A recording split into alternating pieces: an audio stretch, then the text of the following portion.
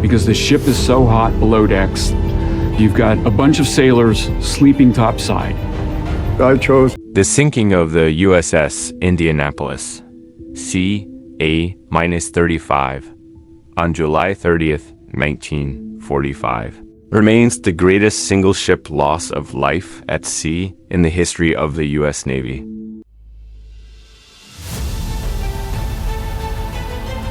July 30th, 1945, midnight. The Philippine Sea. 900 men are floating in the dark water, surrounded by sharks, burning from oil slicks, choking on salt, screaming for help that isn't coming. This wasn't just a naval disaster. This was the worst shark attack in recorded history. The greatest tragedy the U.S. Navy ever faced. And here's the shocking part. These men were returning from a top-secret mission that would end World War II.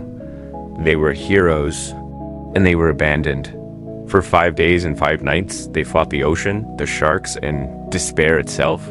Out of 1,197 souls, only 316 would see home again. This is the story of the USS Indianapolis. Asterisk, the USS Indianapolis, a Portland-class heavy cruiser, 610 feet long, displacing 12,000 tons. Home to 1,197 officers and crew. She was a beast of war, 9 8-inch guns, speed of 32 knots. A floating fortress, but in July 1945, she wasn't hunting enemy ships. She was running the most dangerous mission of the war. Captain Charles McVay III commanded this vessel, a decorated naval officer, a man who trusted the Navy would watch over his crew. He had no idea they were sailing into a nightmare. July 16th, 1945, San Francisco Naval Shipyard. The Indianapolis receives orders so classified. Only 3 people on the entire ship know the full details. Their cargo? A cylindrical container, 10 feet long, weighing 9,000 pounds. Inside, enriched uranium. Codename, Little Boy. This was the atomic bomb, the weapon that would change warfare forever.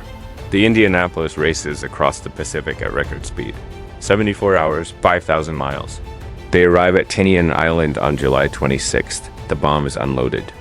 Delivered to the 509th Composite Group. Just 10 days later, on August 6th, this very bomb would be dropped on Hiroshima, Japan, ending the war, saving countless lives. The Indianapolis had completed one of the most important missions in human history, but their journey home ... would be their last. Asterisk, July 29th, 1945. The Indianapolis departs Tinian Island. Destination, Leyte Gulf, Philippines. Then on to Guam for training before the invasion of Japan. Captain McVay requests an escort. Standard procedure for a ship this important. The request is denied. The Navy tells him the route is safe. No enemy. Submarines reported it was a fatal mistake. Midnight, July 30th. The ship is steaming alone to the Philippine Sea.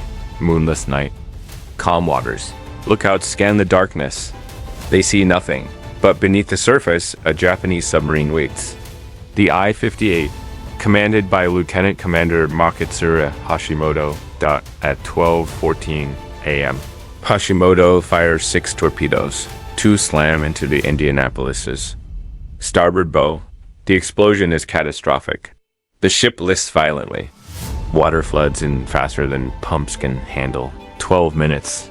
That's all it takes. At 12:26 a.m., the USS Indianapolis rolls onto her side and plunges beneath the waves, taking 300 men down with her. Nearly 900 survivors are left treading water in the vast, dark ocean. And they are not alone. The ocean around them is warm, 82 degrees, perfect for sharks, specifically oceanic white-up sharks. Aggressive hunters, drawn by blood, thrashing, panic. The first night, men hear splashing, then screams, then silence. The sharks aren't just feeding, they're hunting. Survivors describe scenes from hell. Men being pulled underwater in violent thrashing. Limbs torn away. Blood clouding the water, attracting more sharks. Some men go insane from terror, drinking seawater despite warnings. jumping into the water, never to be seen again. Others lash themselves to life rafts, praying for rescue that doesn't come. The Navy doesn't know they're missing. No distress signal was sent. The ship was overdue, but no one raises the alarm. Why? Because the Indianapolis was on a secret mission. Her absence was expected. Lost. Unnoticed. Day 1 becomes day 2. Day 2 becomes day 3. Men die from exposure, from dehydration, from saltwater poisoning, from shark attacks. By day 4, only a few hundred remain alive. Ben. A miracle. Asterisk. August 2nd, 1945. Day 4. Lieutenant Wilbur Gwynn is piloting a PB-1 Ventura patrol bomber on a routine mission.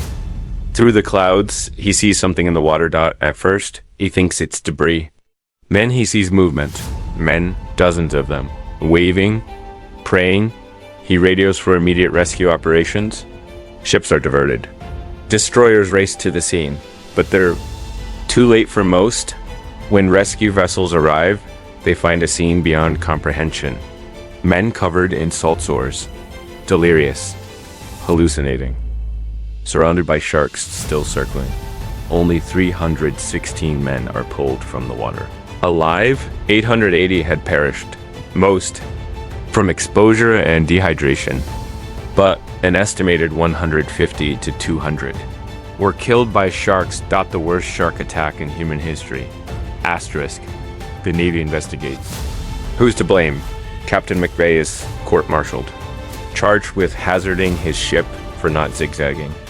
For sailing without an escort, he's found guilty. His career destroyed, haunted by guilt for the rest of his life. In 1968.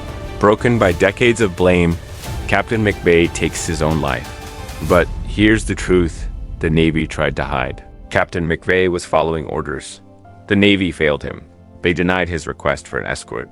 They never reported the ship overdue. They abandoned their own men. Decades later, the truth comes out. In 2000. The U.S. Congress passes a resolution exonerating Captain McVeigh, acknowledging he was not at fault. In 2018, President Trump posthumously pardons him, but it's too late. The damage is done. The men are gone. Asterisk. The USS Indianapolis carried the weapon that ended World War II. Her crew performed one of the most important missions in history. And then they were forgotten. For 75 years, their story was buried, classified, ignored, but we remember them now. 880. Heroes who gave everything. 316 survivors who carried the weight of hell for the rest of their lives. The worst naval disaster in American history. Never forget the USS Indianapolis.